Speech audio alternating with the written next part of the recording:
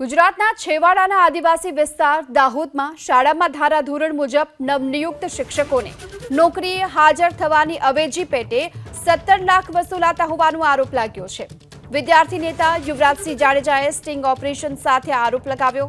વિદ્યાર્થી નેતા યુવરાજસિંહનો આરોપ છે કે દાહોદના ચોસાલા ગામની કેદારનાથ આશ્રમ શાળાના સંચાલકો શિક્ષક તરીકે શાળામાં જેની નિયમ મુજબ પસંદગી થઈ હોય તેને નોકરીએ હાજર કરવાની અવેજીમાં 17 લાખ રૂપિયાની માંગ કરે છે અને આશ્રમ શાળાના ટ્રસ્ટી બચુભાઈ એન કિશોરી છે જે રૂપિયાની માંગ કરતા હોવાનો આરોપ લગાવ્યો। યુવરાજસિંહે તો એ પણ દાવો કર્યો છે કે આશ્રમ શાળાના ટ્રસ્ટી છે તે દાહોદના ધારાસભ્ય કનૈયાલાલ કિશોરીના પિતા છે। વિદ્યાર્થી નેતાએ જાહેર કરેલા સ્ટિંગમાં 17 લાખની માંગ કરવામાં આવી હતી, જો કે આખરે 12 લાખમાં ડીલ નક્કી થાય છે।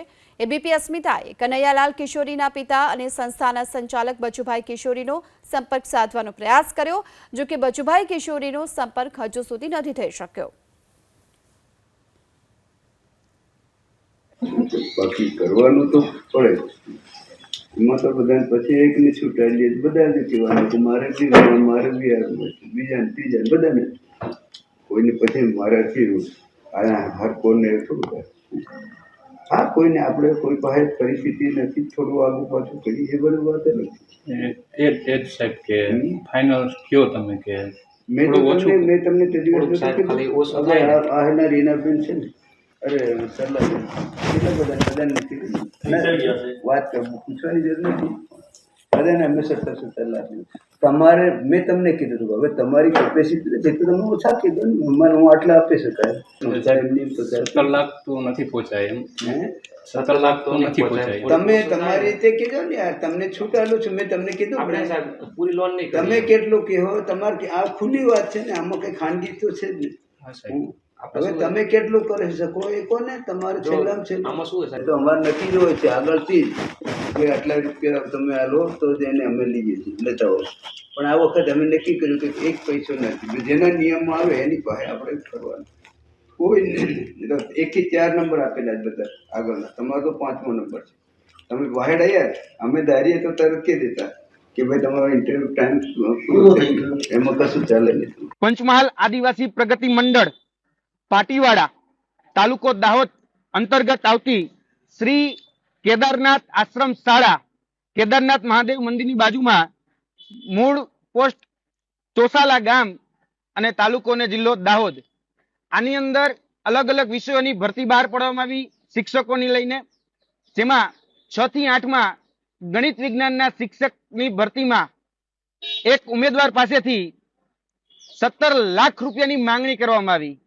આ જે આશ્રમ શાળા છે તેમાં જે પૈસાની માંગણી કરવામાં આવી હતી તે પંચમહાલ આદિવાસી પ્રગતિ મંડળ ભાટીવાડાના પ્રમુખ શ્રી બચુભાઈ એન કિશોરી દ્વારા 17 લાખ રૂપિયાની માંગણી એ કરવામાં આવી હતી અને ત્યારબાદ અંતે એ ડીલ ફાઇનલ કરવામાં આવી 12 લાખ રૂપિયામાં।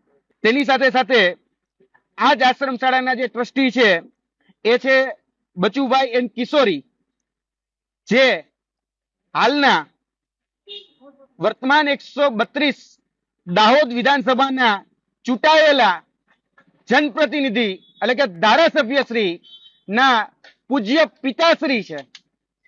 એટલે જ કહીએ છીએ કે ધારાસભ્યના જનક એ ભ્રષ્ટાચારના જનક બની રહ્યા છે।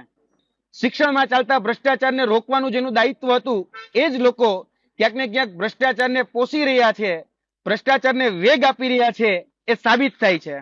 હવે અમારી માંગણી છે તો આને દાખલારૂપ વિડીયો આધાર પુરાવો સમજી અને જેટલી પણ આશ્રમ શાળાઓની અંદર આ રીતે કૌભાંડ ભ્રષ્ટાચારથી ગેરરીતિથી નિમણૂક આપવામાં આવી રહી છે તેની ક્રોસ વેરીફાઈ કરી અને ખરેખર એક દાખલારૂપ કાર્યવાહી કરવામાં આવે તે પણ અમારી માંગણી છે।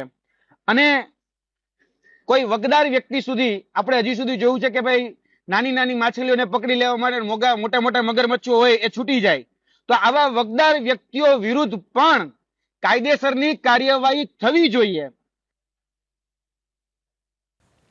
તો વિદ્યાર્થી નેતા યુવરાજસિંહ જાડેજા આ ઘટના બાદ દાહોદ ખાતે પહોંચ્યા અને પ્રાયોજના વહીવટદાર કચેરી પર અધિકારીના અંગે એક આવેદનપત્ર પણ આપવામાં આવ્યું છે. સાથે તેમણે માંગ કરી છે કે આ સમગ્ર મામલાને લઈ યોગ્ય કાર્યવાહી કરવામાં આવે. આ સાથે જ આમ આદમી પાર્ટીના કાર્યકર્તાઓ પણ દાહોદ ખાતે પહોંચ્યા અને આવેદનપત્ર આપવામાં આવ્યું.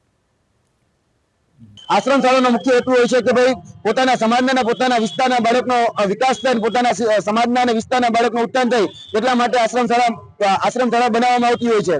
પરંતુ અહીંયા આશ્રમ શાળામાં જે શિક્ષકોની ભરતી કરવામાં આવે છે તે ભ્રષ્ટાચારથી કરવામાં આવે છે. પરંતુ જ્યાં ચોકીદાર જ ચોર હોય, જ્યાં કહી શકાય કે દૂધના રખોપાત બિલાડી કરતી હોય, ત્યાં હંમેશા વસ્તુ એ તળિયા ઝાટક જ હોવાની. તો વર્તમાન પરિસ્થિતિ પણ એવી છે કે જે કનૈયાલાલ કિશોરીના જે પૂજ્ય પિતાશ્રી છે બચુભાઈ એન કિશોરી, તેના દ્વારા 17 લાખ રૂપિયાની માંગણી કરતો વિડીયો પણ અમારી પાસે ઉપલબ્ધ છે, તેનો ઓડિયો પણ અમારી પાસે ઉપલબ્ધ છે અને અન્ય જે થયેલી વાતચીત છે એ પણ અમારી પાસે ઉપસ્થિત છે. આજે દાહોદના એસપી ખાતે, દાહોદ કલેક્ટર કચેરી ખાતે, દાહોદના મદદનીશ આદિજાતિ કમિશનર છે એમની પાસે આજે અમે રજૂઆત કરવા માટે અને લેખિતમાં અને ત્યારબાદ આ વિડીયો અને ઓડિયો ફૂટેજ જે અમારી પાસે ઉપલબ્ધ છે તેની ઉપર નિષ્પક્ષ તપાસ થાય, તેની ઉપર કાયદેસર કાર્યવાહી થાય, તેની ડિમાન્ડ લઈ અને તેની માંગણી લઈને આજે દાહોદ ફરિયાદ કરવા માટે ઉપસ્થિત થયા છીએ. તો આ તરફ દાહોદ ગૌશાળા આશ્રમ શાળા ખાતે અધિકારીઓ પણ પહોંચ્યા. આદિજાતિ કમિશનર કચેરીના અધિકારીઓ આશ્રમ શાળા ખાતે પહોંચ્યા. યુવરાજસિંહના આરોપોને લઈ અધિકારીઓએ હાલ તો તપાસ તેજ કરી છે. ગૌશાળા આશ્રમ શાળા ખાતે પહોંચ્યા છે અધિકારીઓ. આદિજાતિ કમિશનર કચેરીના અધિકારીઓ હાલ આ આરોપો બાદ તપાસ કરવા માટે અહીં પહોંચ્યા.